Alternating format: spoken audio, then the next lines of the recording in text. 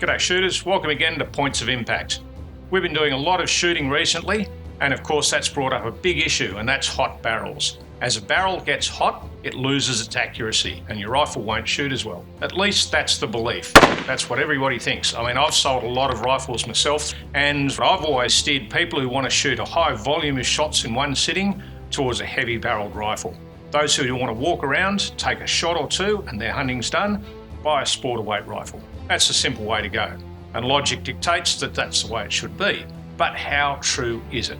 Well, we've noticed a big difference in a bunch of rifles we've just been testing, so we'll go through it. We'll show you really how much difference a hot barrel really does make to accuracy, and we'll tell you how much you need to pay attention to it when you're choosing your next rifle. The rifle that brought the issue to the fore for us right now was a Savage Axis in 243. A really nice rifle.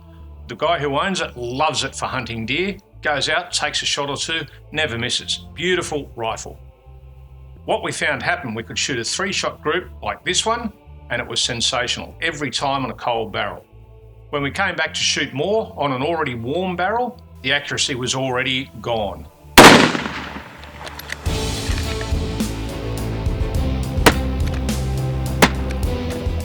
This rifle's barrel doesn't seem to like heat. The more we shot it, the more the group opened up.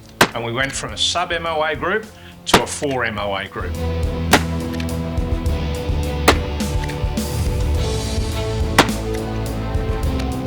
Now that's not a good result, and it basically says hot barrels are no good for accuracy.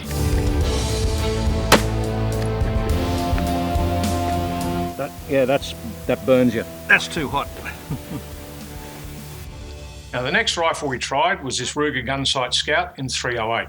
It's a lovely rifle, very accurate, and it's got a much shorter barrel, only 18 inches in this case. That reduces the amount of flex available because you don't have that extra few inches up the end that's going to increase the inaccuracy as the barrel gets hot. It's also fractionally heavier, this barrel, although not really enough to worry about. Let's see how it went. It started off really well, shot a pretty nice group as they do, and then it seemed to get even better. This rifle didn't seem to mind the heat at all, and in the end we shot a 2 MOA group out of 15 shots in about 3.5 minutes. That's a hot barrel at the end of it and a really good result.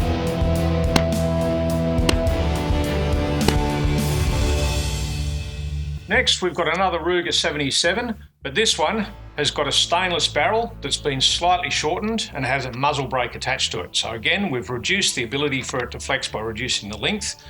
Barrel weight's just fractionally lighter than we had out of the Ruger Gunsight Scout, but overall, the same rifle.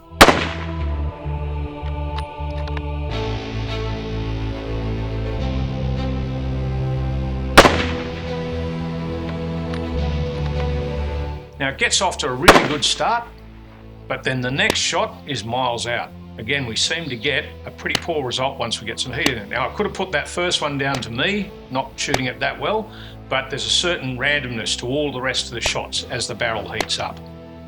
In the end, we got a 3 MOA group out of 15 shots in about 3.25 minutes, a hot barrel by the end of it, and not a bad result, fair to middling if you ask me. So far we've got 3 rifles that definitely shoot well on the cold barrel, and 1 that holds up pretty well on a hot barrel. Next up, a Tikka T3 stainless light. The first shots in this group were pretty typical of this rifle.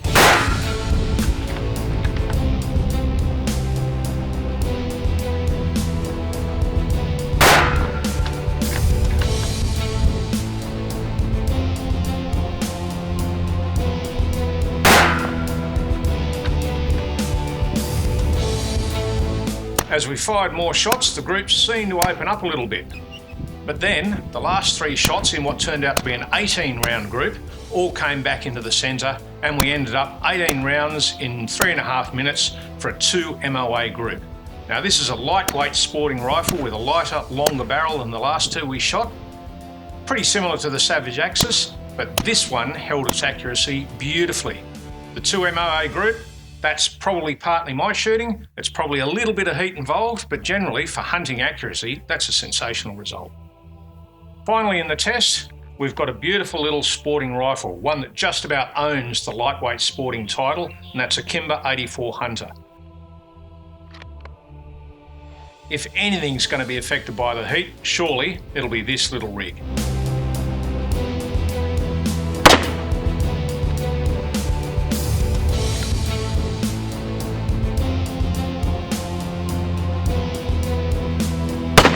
It shoots beautifully. The first 3 shots, pretty much bang on MOA, nice. From there, the group opened up a little, and we ended up with a group that was just over 2 MOA after 14 shots in 3.5 minutes. Only 1 shot went outside the 2 MOA mark, and that could have been my fault, of course. Whatever the case, this is good hunting accuracy out of this rifle. Now don't forget that every rifle we've tested shot well on a cold barrel. The first 3 shots were all about 1 MOA, sometimes better, and that's what you want out of a sporting rifle. It's rare that a stalking shooter is going to take more than 1 or 2 shots, very occasionally 3, and then the barrel will cool down before they open up again. No myths have been busted here, of course. A hot barrel does have an adverse effect on accuracy, whether it be large or small.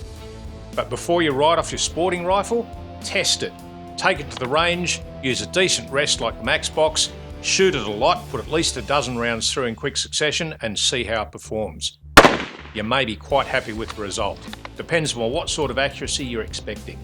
After all, even a rifle that shoots 4 MOA on a hot barrel is going to kill every pig, goat, deer or other larger animal that you pointed at within 100 metres. If that's all you're doing, great. Thanks for watching. I hope you got something out of this. I certainly learned something doing it. Don't forget, like the channel, follow the page, do whatever it is that you need to do so that we can keep in touch with you, and we'll bring you a lot more of these videos in the near future. Until then, shoot well.